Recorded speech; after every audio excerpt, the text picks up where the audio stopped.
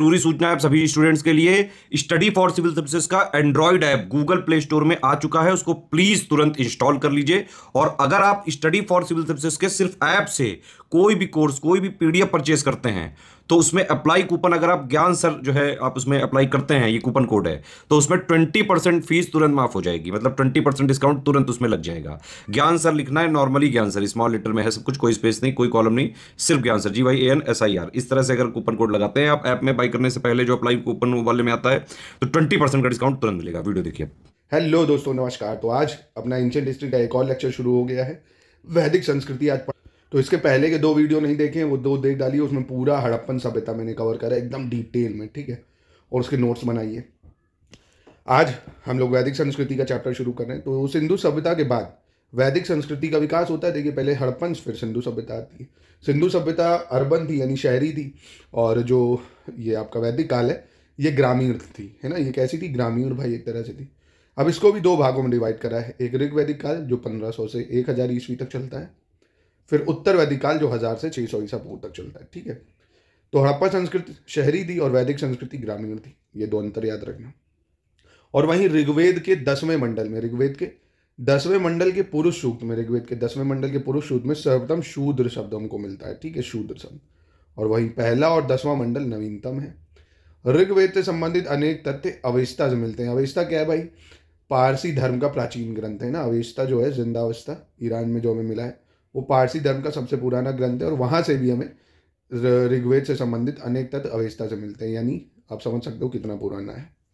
और वहीं बात करें आर्यों की प्रशासनिक इकाई, आर्यों की प्रशासनिक इकाई कई भागों में विभक्त थी। क्या? जैसे कुल होते थे, या ग्रह जिसको बोलते थे, है ना, कुल या ग्रह, ग्राम, विश और जन। कुल, ग्रह, ग्राम, विश, जन, ये होती थी प्रशासनिक इकाई। प्रशासनिक समझे कि भाई जैसे ग्रह है, फिर ग्राम है, यहाँ पे मैनेज करेंगे, उससे छोटे विश है, ऐसे। ग्राम का जो मुखिया होता था वो ग्रामीणी कहलाता था, ग्राम का मुखिया ग्रामीणी। विश का जो प्रधान होगा वो विशपति कहलाएगा, और जन का शासक राजन कहलाता था, यानी जो राजा होता था, ठीक है। जन का शासक राजन, विश का प्रधान विशपति, ग्राम का मुखिया ग्रामीणी। ऋग्वैदिक काल में पुरोहित एवं सेनानी प्रमुख राज्याधिकारी थे, पुरोहित और सेनानी। विदत जो थी आर्यों की सर्वाधिक प्राचीन संस्था थी, ये याद रखना। विदत क्या थी? आर्यों की प्राचीन, मतलब सर्वाधिक प्राचीन संस्था थी विदत। और वहीं कठोपनिषद की बात करें, जिसमें यम और नचिकेत, यानी यमराज और नचिकेत के बीच संवाद का उल्लेख है, यानी बातों का, है ना, यमराज और नचिकेता के बीच, कठोपनिषद में। वैदिक संस्कृति में बाल विवाह एवं पर्दा प्रथा का प्रचलन नहीं था, ये पॉइंट जरूर याद रखना। किसी भी तरह से बाल विवाह और पर्दा प्रथा नहीं चलती थी। आजीवन अविवाहित रहने वाली महिलाओं को अमाजू कहते थे। ये सब फैक्ट आपको नोट करने होते हैं, देखिए शॉर्ट्स में, है ना। एग्जाम में ये सब पूछ लेता है कि जो आजीवन विवाह नहीं करती थी ऋग्वैदिक काल में, उनको क्या कहते थे? तो अमाजू कहते थे, है ना। आर्यों का प्रिय पशु तो घोड़ा ही था भाई, आपको बताइए, वही यूज करते हैं। वेदों की बात करें अगर, तो वेदों के जो संकलन करता है वो कृष्ण द्वैपायन कहलाते हैं। कृष्ण द्वैपायन ये वेदों के संकलन करता थे। इन्होंने ही वेदों का संकलन एवं वर्गीकरण किया था। तो ये नाम आपको जल्दी एनसीईआरटीज में भी नहीं मिलता और एग्जाम में पूछा जाता है।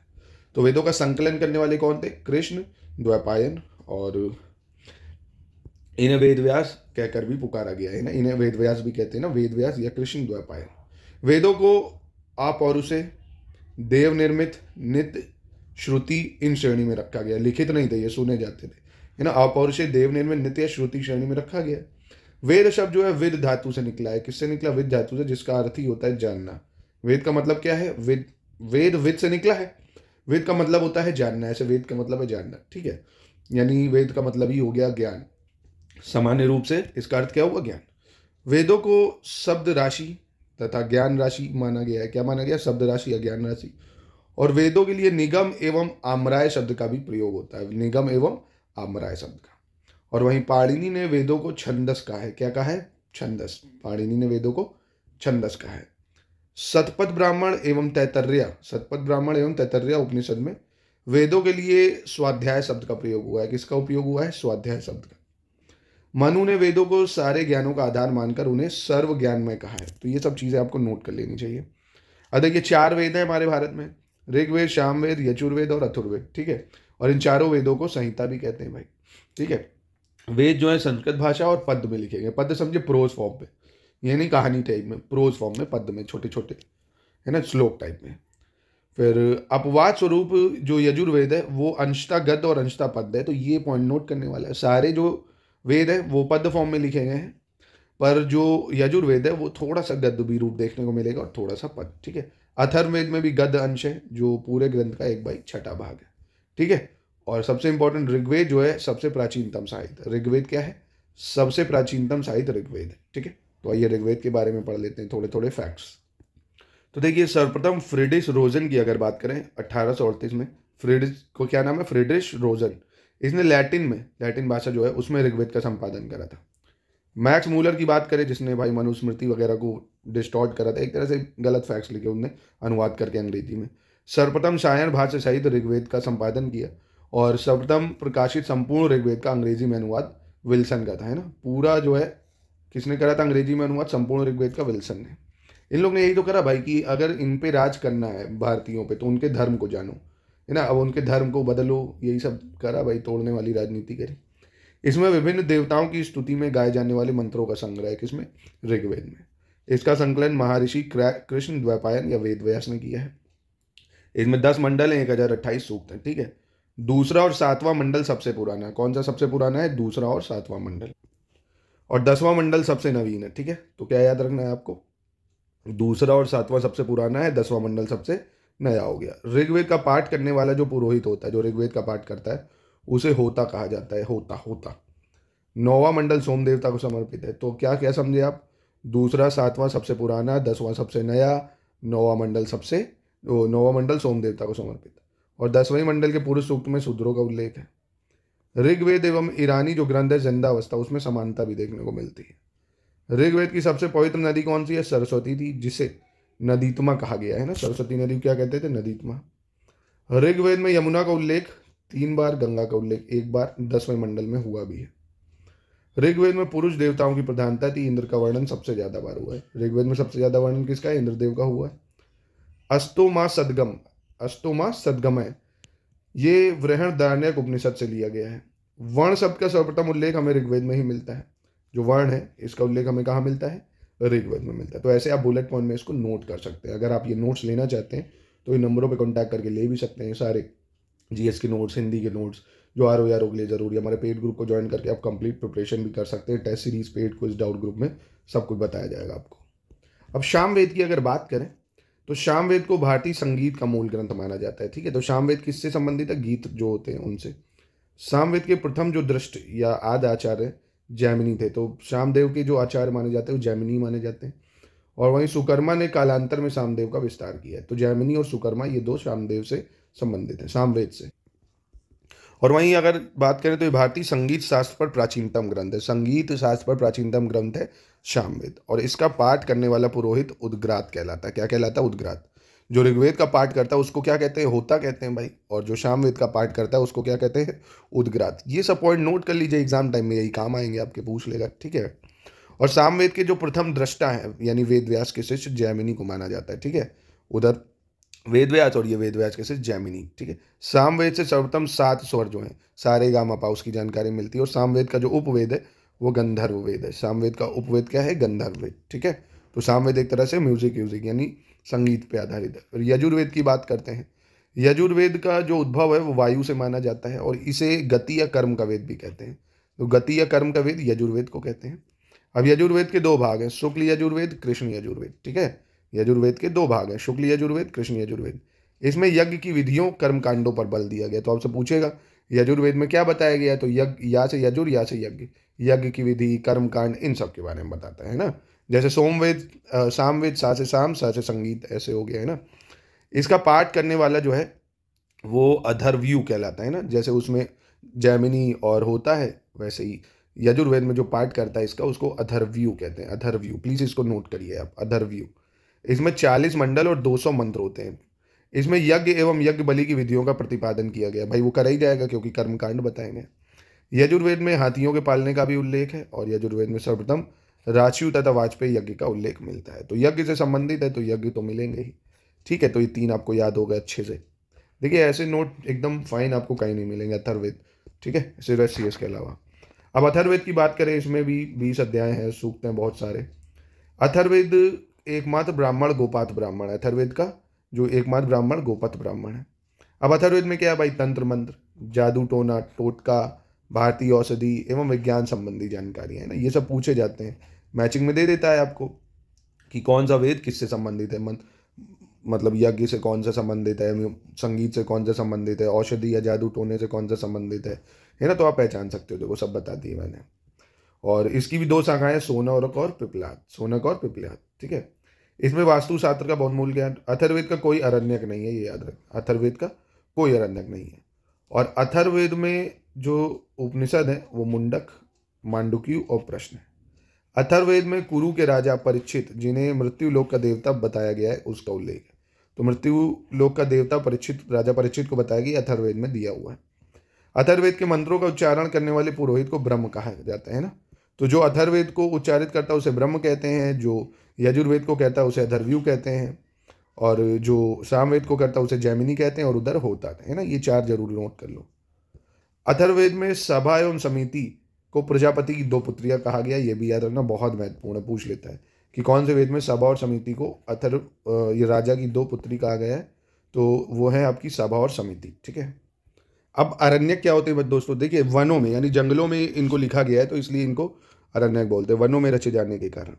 और 7 प्रमुख अरण्यक हैं जो आपको याद रखना है, नाम इंपॉर्टेंट है क्योंकि ये ऐतर्या, तैतरी, मध्यांदिन, क्या है? ऐतर्या, तैतरी और माध्यान्दिन, सांख्यायन, मैत्रायणी और तलवाकर और वृहद्राण्यक। 4-6 बार बोलोगे याद हो जाएगा, नोट कर लो एक जगह, ठीक है। फिर पुराण आपने पढ़ा ही होंगे, भारत में हमारे 18 पुराण हैं भाई, जैसे मत्स्य पुराण है, मार्कंडेय पुराण, भविष्य पुराण, भागवत पुराण। भाई हिंदू धर्म करते हो, आपको ये तो याद होने चाहिए 18 पुराणों के नाम। ब्राह्मण पुराण, ब्रह्म पुराण, वामन पुराण है, वराह पुराण, विष्णु पुराण, अग्नि पुराण, नारद पुराण है, लिंग पुराण, गरुण पुराण, वो जो अपरिचित मूवी वाला है, स्कंद पुराण, पद्म पुराण, कर्ण पुराण, ब्रह्मवैवर्त पुराण और वायु पुराण। वेदांग कितने भाई? 6 वेदांग हैं। कौन कौन से? शिक्षा, कल्प, व्याकरण, निरुक्त, छंद और ज्योतिष। कितने वेदांग हैं? वेदांगों की संख्या है 6। शिक्षा, कल्प, व्याकरण, निरुक्त, छंद और ज्योतिष, ठीक है। 18 पुराण, 7 अरण्यक, 6 वेदांग। ऋग्वेद, यजुर्वेद, सामवेद को वेदात्रयी कहा गया, ये जरूर याद रखो। वेदात्रयी क्या है? अथर्ववेद नहीं शामिल है बस इसमें। ऋग्वेद है, यजुर्वेद और सामवेद को वेदात्रयी कहा जाता है। प्रत्येक वेद के 4 भाग भी हैं भाई, जैसे आपने ऋग्वेद, यजुर्वेद, सामवेद, अथर्ववेद पढ़ा। हर वेद के 4 भाग हैं भाई। कौन कौन से? संहिता, ब्राह्मण, अरण्यक, उपनिषद, है ना। संहिता, ब्राह्मण ग्रंथ, अरण्यक और उपनिषद। और ग्रहम सत्र में 8 प्रकार के विवाहों का उल्लेख करा गया है। 8 प्रकार के विवाह कौन कौन से होते हैं? ब्रह्म विवाह, दैव विवाह, आर्ष विवाह, प्रजापत्य विवाह, गंधर्व विवाह, असुर विवाह, राक्षस विवाह और पिशाच विवाह। तो ये 8 प्रकार के विवाह हैं, 6 प्रकार के वेदांग हैं और वेदात्रयी है, और गरुण, ये पुराणों की संख्या, ये सब प्लीज़ याद रखिएगा। फिर यजुर्वेद के उपनिषद की बात करें, देखिए इतना डिफाइन, क्रिस्टल क्लियर, हर चीज़ अलग अलग नोट्स दी है। इवन ये खुद में नोट है, अगर आप लेना चाहें ले लो, नोट्स नहीं बनाने पड़ेंगे आपको, है ना। ब्रह्म जो उदारण्यक है उपनिषद, या वत्सैनी की बात करें, ये सब यजुर्वेद के उपनिषद हैं। तैतरया, कठोपनिषद, श्वेताश्वर, मैत्रेयी और ईशोपनिषद, महाराणा नारायणी, है ना, या महानारायणी, ये सब। सामवेद की 3 शाखाएं हैं, जैसे कैमुथी, राणायनी, जैमिनी। तो इन सबको आपको याद करना होगा। अब ये देखिए, ऋग्वेद के 10 मंडल हैं, जैसे प्रथम मंडल, इस मंडल के 50 सूक्त कण्व ऋषियों द्वारा लिखे गए हैं। दीर्घात्मा, अगत्य आदि के मंत्र हैं इसमें। तो इसमें क्या क्या याद रखना है वो बताता हूँ आपको। इसमें जैसे ये तीसरा मंडल, ये इंपॉर्टेंट क्योंकि इसमें गायत्री मंत्र का उल्लेख है भाई, है ना। गायत्री मंत्र इसी में दिया गया है। इसके बाद ये 7वां मंडल बहुत इंपॉर्टेंट है क्योंकि इसमें दाशराग युद्ध का वर्णन मिलता है ना, ये काफ़ी इंपॉर्टेंट है भाई। और 9वां मंडल जो है, जो सोम देवता को समर्पित है भाई, 9वां मंडल हो गया, है ना। 10वां मंडल सबसे इंपॉर्टेंट है, जिसमें पुरुष सूक्त में ये बताया गया कि शूद्रों का जन्म कहाँ से हुआ है ना। ये 10वां मंडल जो है पुरुष सूक्त, शूद्र सूक्त, है ना। तो ये वैदिक युग की ये शब्दावलियाँ, ये इंपॉर्टेंट है भाई, बहुत ज़्यादा एग्जाम में ये पूछी जाती है, बहुत महत्वपूर्ण है। जैसे राजा को गोप्ता बोला जाता था, राजा को गोप्ता। अतिथि क्या होता था? गोहन या गोहनता, है ना। राजा गोप्ता, अतिथि गोहन। युद्ध को क्या बोलते थे? गम्य, गेसु या गविष्ठ। युद्ध को गम्य, गेसु या गविष्ठ। गाय अघन्य कहलाती थी, बहुत इंपॉर्टेंट। अघन्य मतलब वध ना करने योग्य। लांगल हल होता था, हल को लांगल कहते थे। खेत में हल चलाने के बाद जो नालियाँ बनती थी उसको सिता कहते थे। तच्छन को बढ़ई कहते थे भाई, तच्छन को। वाप्ति को नाई, वाप्ति क्या होती थी? नाई होती थी। और वहीं धर्म की बात करें, मरुस्थल को धर्म कहते थे, मरुस्थल को। धान्य क्या होता है? अनाज होता है धान्य। जुते हुए खेत उर्वरा होते हैं, जुते हुए खेत उर्वरा। और चारागाह क्या है? खिल्य, चारागाह खिल्य होता था, ठीक है। ऐसे ही जो अक्षवाप है वो लेखाकार होता था, अक्षवाप। चारागाह प्रमुख क्या है? व्राजपति, चारागाह प्रमुख व्राजपति। परिवार का प्रधान कुलपति होता है। गुप्तचर को स्पष्ट कहते हैं, गुप्तचर स्पष्ट। व्रक को बैल, व्रक बैल। यव जौ, बहुत इंपॉर्टेंट है। गेहूं गोधूम, बहुत इंपॉर्टेंट है। सोना को हिरण्य बोलते थे। गोबर की खाद को करीस बोलते हैं। और वहीं धान को तंदुल, चावल को विरही। तो प्लीज़ मैं फिर से आपको एक बार चाहे बता दूं, चावल को विरही इंपॉर्टेंट है, धान को तंदुल, गोबर की खाद करीस हो गया, सोना हिरन, गेहूं गोधूम, यव जौ हो गया, व्रक बैल हो गया, गुप्तचर स्पष्ट हो गया, परिवार का प्रधान कुलपति, चारागाह प्रमुख व्राजपति, अक्षवाप लेखाकार, और ये युद्ध गम्य हो गया, गाय अघन्य हो गई है ना, हल हो गया, और ये सब जरूर याद रखो। अब ये ऋग्वैदिक कालीन नदियां हैं जो बहुत ज़्यादा इंपॉर्टेंट है, बहुत बहुत बहुत। जैसे अश्किनी चेनाब नदी को बोलते थे, विपाशा व्यास नदी को, पुरुषनी रावी नदी को, वितत्सा झेलम को, कुभा काबुल नदी को, कुर्मु कुर्रम नदी को, गोमती गोमल को, सुवास्तु स्वात नदी को, सदनीरा गंडक को बोलते हैं भाई, सतुदरी सतलज को, और दुष्टति घग्गर को, है ना। ये बहुत इंपॉर्टेंट। तो दोस्तों यहीं पे इसकी हो गई समाप्ति। आइए अब इसके कुछ पीवाईक्यू कर लेते हैं। अब जैसे पीवाईक्यू देखें हम, तो सबसे पुराना वेद कौन सा है भाई? तो अभी मैंने बताया ऋग्वेद सबसे पुराना वेद है। वेदात्रय क्या होता था भाई? 3 वेदों का, धर्म संघ युद्ध का, हिंदू धर्म के 3 देवताओं का, 3 मौसम का। तो हम लोग ने पढ़ा ना, अथर्ववेद हटा दो, बाकी 3 जो वेद होते हैं उनको बोलते हैं वेदात्रय, ठीक है। अब जैसे देखो इसमें आपको ऐसे मैचिंग करने को पूछ लेगा, इसकी मैचिंग करो, ऋग्वेद, यजुर्वेद, सामवेद, अथर्ववेद, कौन सा किससे संबंधित है। तो अभी मैंने आपको बताया था, जैसे ऋग्वेद है, ऋग्वेद में क्या श्रोत और प्रार्थनाएं दी गई हैं भाई। यजुर्वेद में यज्ञ वगैरह दिया गया है ना, तो यज्ञ वगैरह की बात कहाँ आ जाएगा? श्रोत एवं कर्मकांड हो गया। सामवेद संगीत वगैरह से है, और अथर्ववेद तंत्र मंत्र वगैरह हो गए, है ना। तो यानी इसका ऑप्शन ए हो जाएगा, ठीक है। ऐसे आपको पढ़ना होगा इसको। ऋग्वेद क्या है भाई? श्रोतों का संकलन, कथाओं का संकलन, शब्दों का संकलन, या युद्ध का ग्रंथ। तो क्या है? श्रोतों का संकलन। गोपद ब्राह्मण किससे संबंधित है? यजुर्वेद, ऋग्वेद, अथर्ववेद या सामवेद से। तो ये अथर्ववेद से संबंधित है भाई, गोपद ब्राह्मण। फिर अगला कह रहा है किसका संकलन ऋग्वेद पर आधारित है भाई? यजुर्वेद, सामवेद, अथर्ववेद, उपयोग में से कोई नहीं। तो सामवेद का जो संकलन है वो किस पर आधारित है? ऋग्वेद पर आधारित है। भारत के किस स्थल की खुदाई से लौह धातु के प्रचलन के प्राचीनतम प्रमाण मिले? ये तो दूसरे चैप्टर का है। उपनिषद क्या है भाई? धर्म की पुस्तक, योग पर, विधि पर या दर्शन पर। तो उपनिषद जो है ये एक तरह से दर्शन पर, फिलॉसफी है ये उपनिषद, ठीक है। उपनिषदों का मुख्य विषय क्या है भाई? दर्शन। क्या है उपनिषदों का मुख्य विषय? दर्शन हो जाता है, ठीक है। अब ये देखिए वैदिक नदियां, जैसे अश्किनी की पहचान। अश्किनी किसको बोलते थे? कौन सी नदी थी अश्किनी? तो चेनाब थी भाई। ऋग्वेद में निम्नलिखित किन नदियों का उल्लेख अफगानिस्तान के साथ आर्यों का सूचक है?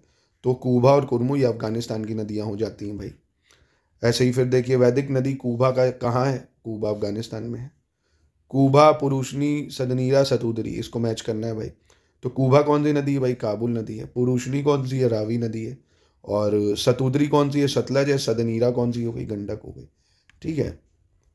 वैदिक देवताओं में किसे उनका पुरोहित माना जाता था भाई? पुरोहित कौन थे? अग्नि, बृहस्पति या आपके इंद्र? तो बृहस्पति थे भाई। ऋग्वैदिक काल में निष्क किस अंग का? तो ऋग्वैदिक काल में निष्क का मतलब क्या होता है? ये हम लोग ने करा। निष्क का मतलब क्या है? गला होता है। और वही निशाका का मतलब क्या होता है प्राचीन भारत में? स्वर्ण आभूषण। तो ऐसे क्वेश्चन आते हैं देखिए आपके एग्जाम में, ठीक है। तो यहीं करते हैं इसकी समाप्ति। मिलते हैं नेक्स्ट वीडियो में उत्तर वैदिक काल में।